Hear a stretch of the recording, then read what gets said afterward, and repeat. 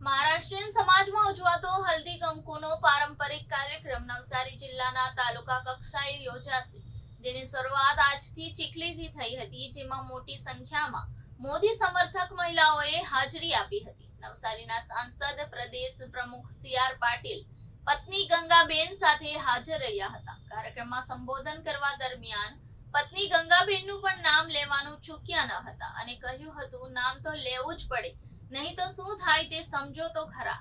શરૂઆતમાં હળવી રમૂજ કરી સંબોધનની શરૂઆત કરી હતી. દર વર્ષે નવસારી જિલ્લામાં યોજાતો આ કાર્યક્રમ લોકસભા ચૂંટણીને લઈને મહત્વનો હોવાનું માનવામાં આવી રહ્યું છે. ભાજપ પાર્ટી માટે મહિલાઓ વર્ષોથી કમિટેડ વોટર રહી છે. નવસારી જિલ્લામાં સૌથી મહારાષ્ટ્રીયન પરિવારો વિજલપોર શહેરમાં રહે છે, પણ આ વિસ્તારથી દૂર આદિવાસી વિસ્તાર ચીખલીમાં સૂચક તરીકે કાર્યક્રમ યોજાયો હતો. ચીખલી તાલુકાના મુખ્ય મથકને નવસારીના સાંસદ CR પાટીલ દ્વારા દત્તક લેવાયેલ ગામ છે, જેમાં વિકાસ કરી CR પાટીલે આદર્શ ગામ બનાવ્યું છે.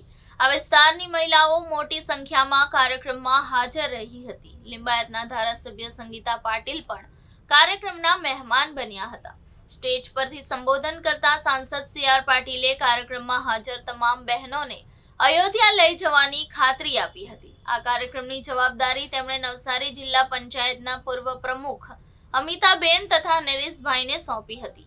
અગાઉ પણ બીજી ટર્મમાં પાટીલે પોતાના લોકસભા ક્ષેત્રમાં આવતી મહિલાઓને હરિદ્વારના દર્શન કરાવ્યા હતા. ત્યારે ફરીવાર દેશમાં રામ મંદિરની પ્રાણ પ્રતિષ્ઠા અને મોદી સમર્થક મહિલા મંડળને ભગવાન રામલલ્લાના દર્શન કરાવવાની ખાતરી આપી હતી.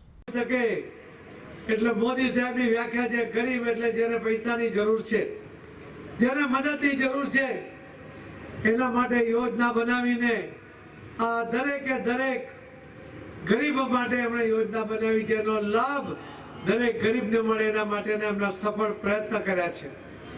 મોદી સાહેબે 140 કરોડમાંથી 24 કરોડ લોકોને ગરીબીની રેખામાંથી બહાર કાઢ્યા છે.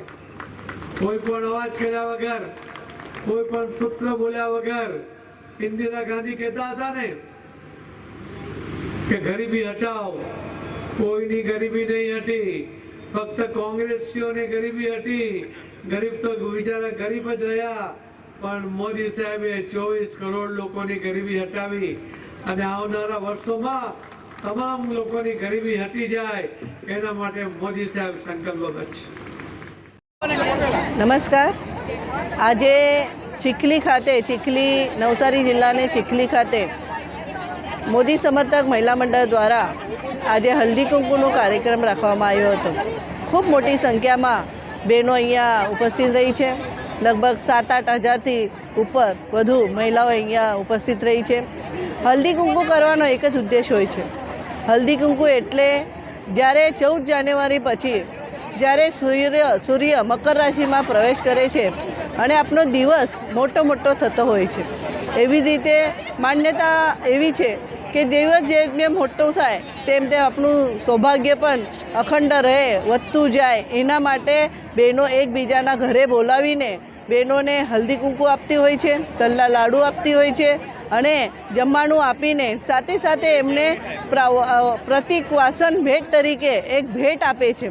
ત્યારે આ હલ્દી કુંકુને ઉદ્દેશ એવું થાય કે એ હલ્દી કુંકુ આપવાથી, આશીર્વાદ લેવાથી એ બહેનોનું સૌભાગ્ય અખંડ રહે અને એ સૌભાગ્યવતી રહે, એમના વરનું આયુષ્ય વધતું જાય. એના માટે આ હલ્દી કુંકુ રાખવામાં આવે છે. એવી રીતે આજે અહીંયા ચીખલી ખાતે હલ્દી કુંકુ રાખવામાં આવ્યો હતો. લોકસભાની ચૂંટણી આવી રહી છે, કેટલી તૈયારીઓ?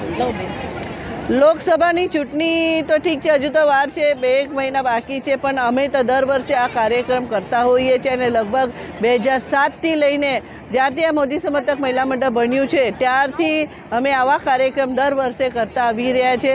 અને દરેક વર્ષે આ હલ્દી કુંકુ કાર્યક્રમ લોકો એકબીજાના ઘરે બી રાખતા હોય છે અને ઘરે 50-100 બહેનોને બોલાવતા હોય છે. પણ અહીંયા જ્યારે અમે મોટી સંખ્યામાં અમે જનપ્રતિનિધિ છે ત્યારે અમારું એ છે ઉદ્દેશ હોય છે કે અમારી વિસ્તારની જેટલી બી બહેનો હોય એ બહેનોને આપણે હલ્દી કુંકુ કાર્યક્રમમાં સમાવેશ કરીએ.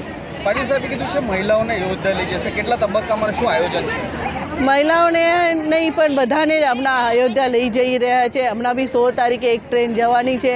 તો ચોક્કસ આ મહિલાઓને જ્યારે પાટીલ સાહેબને હા કરી છે અને પાટીલ સાહેબે હા બી પાડ્યું છે, તો ચોક્કસ એમને બધાને મહિલાઓને બધાને આ ટ્રેન મારફત આપણે અયોધ્યા લઈ જવું છે.